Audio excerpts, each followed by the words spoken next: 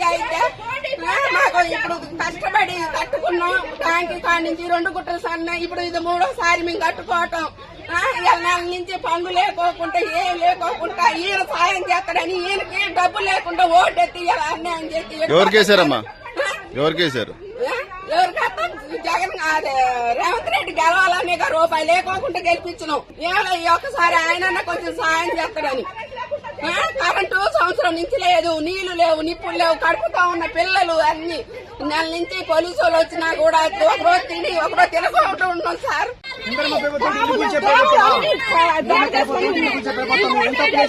ముందుగా చెప్తా పక్కకు పోతుందా అని చెప్పి 8 సంవత్సరాల నుంచి వేసింది.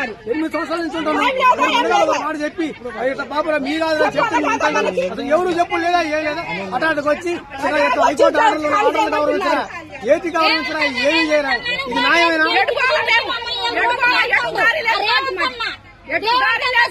వీళ్ళందరూ అన్న అన్న అని ఓటేయబట్టి ఓటేసి మిద్దల మీద కూర్చోబెడితే